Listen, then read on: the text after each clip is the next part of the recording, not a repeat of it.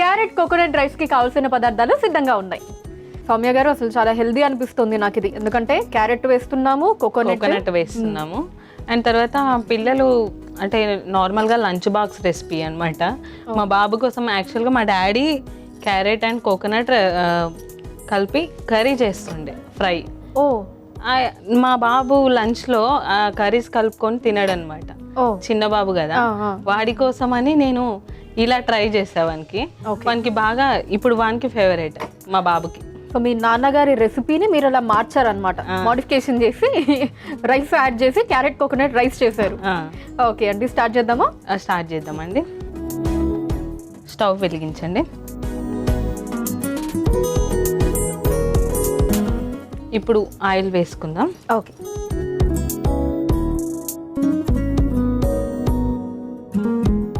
ఇలాచి and దాల్చిన చెక్క, వేరేవి మసాలా దినుసులు వాడము. ఓన్లీ ఇలాచి, దాల్చిన చెక్క,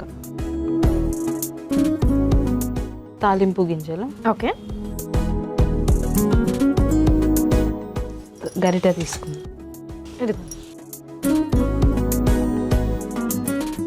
సో సౌమ్య గారు, నాగర్ కర్నూలులో టూరిస్ట్ ప్లేసెస్ ఏమేమి ఉన్నాయి చెప్పండి. అంటే ఇప్పుడు నేను నాగర్ కర్నూలు వస్తే ఖచ్చితంగా ఇవి చూసి వెళ్ళాలండి మీరు అనేటటువంటి ప్లేసెస్ గురించి. ఉమామహేశ్వరం శ్రీశైలం వెళ్ళే రూట్లో మున్ననూరు దగ్గర ఉంటుంది. మున్ననూరు కంటే ముందే ఉంటుంది. అయితే ఈ ఉమామహేశ్వరం అనేది అక్కడ స్వయంభూగా వెలిసిండు శివుడు. సో శివరాత్రికి జీడిపప్పు వేసారా? జీడిపప్పు వేసామండి. శివరాత్రికి, ఏకాదశికి ప్రత్యేక పూజలు జరుగుతాయి. అండ్ తర్వాత ఎప్పుడు అంటే ఎవ్రీ డే అక్కడ పూజలు జరుగుతూనే ఉంటాయి. కొండలలో స్వామి వెలిసిండనమాట. చాలా అక్కడ ఒక గుండం ఉంటుంది. ఆ గుండంలో వాటర్ వస్తాయి. ఎక్కడి నుంచి వస్తాయి అన్నది ఇప్పటికీ ఏ శాస్త్రవేత్తలు కనిపెట్టలేరు. ఓకే. చాలా స్పెషల్, చాలా పీస్ఫుల్గా ఉంటుంది. ఇందులో పచ్చిమిర్చి చీలికలు వేయండి. ఓకే. తర్వాత కొంచెం శనగపప్పు,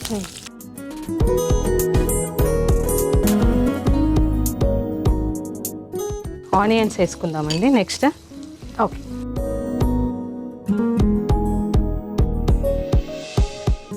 ఓకే అండి, ఇదంతా కూడా మంచిగా వేగింది. తర్వాత ఏం వేసుకుంటున్నాము? తర్వాత నెక్స్ట్ క్యారెట్ అండి. ఓకే. క్యారెట్ తురుము.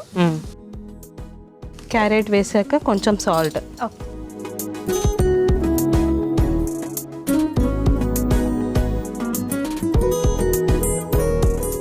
కేవలం పచ్చిమిర్చితో మాత్రమే ఇందులో స్పైసీనెస్ వస్తుంది.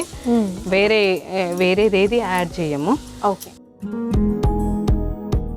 ఎటువంటి మసాలాలు కూడా యాడ్ చేయం. కారం అవసరం లేదు.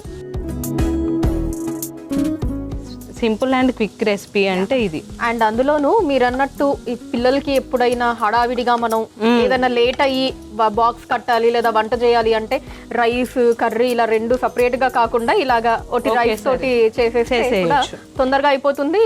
రెండు చేయాల్సిన అవసరం కూడా ఉండదు. ఎప్పుడు వెజిటేబుల్ రైస్, ఎప్పుడు ఎగ్ రైస్, పులిహోర అలా కాకుండా కొంచెం వెరైటీగా.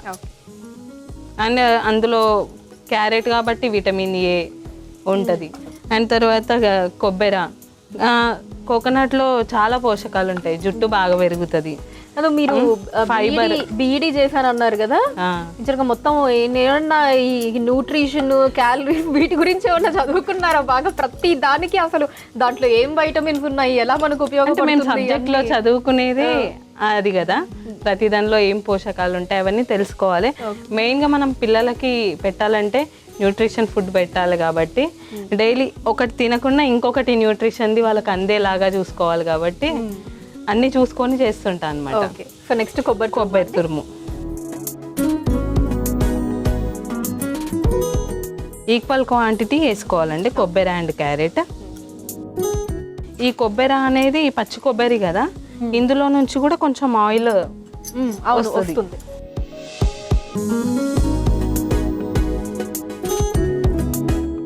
ఇప్పుడు కొంచెం సాంబార్ పొడి, సాంబార్ పౌడర్. ఓకే. మామూలుగా అయితే ఇలా రైస్లలో వాటిలలో ఒకవేళ వేస్తే ఏ గరం మసాలా వేస్తారు, గరం మసాలా వేయొద్దు అనే సాంబార్ పొడి వేస్తున్నాం అనమాట, కొంచెం టేస్టీగా రావడానికి. అండ్ తర్వాత గరం మసాలా అవాయిడ్ చేయడానికి. Okay fine. సో ఇది కూడా ఫస్ట్ టైం అండి నేను, అంటే ఇలా రైస్లో సాంబార్ పొడి వేయడం అన్నది. మీరు టేస్ట్ చేసాక చెప్తారు కదా ఎలా ఉందో. ఓకే, సో సాంబార్ పొడి వేసేసాం కదండి, నెక్స్ట్ ఏం వేసుకోవాలి? నెక్స్ట్ రైస్ వేసేయాలి.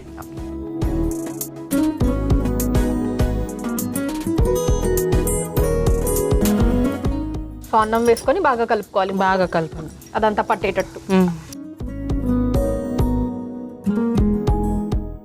సౌమ్య గారు కలుపుకోవడం అయిపోయిందా అండి? అయిపోయిందండి. ఓకే, ఇంకా స్టవ్ ఆఫ్ చేసేసుకోవడమేనా? స్టవ్ ఆఫ్ చేయండి, సర్వింగ్ బౌల్లోకి తీసుకోండి.